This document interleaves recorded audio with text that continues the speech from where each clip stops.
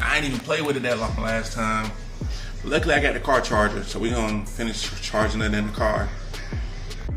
So like I said, I brought the car charger to charge it in the car. But this is crazy. I went back in because I forgot something. But this battery is so strong that it's powering the radio. That's crazy.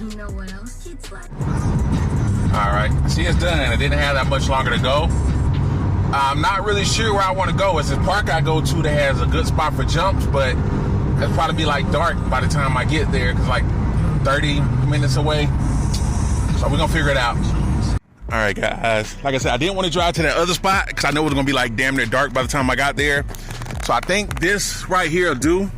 I think I put the bigger tires on, so I think it should be able to roll over this pretty smooth. If not, oh well. We're gonna get whatever footage we can.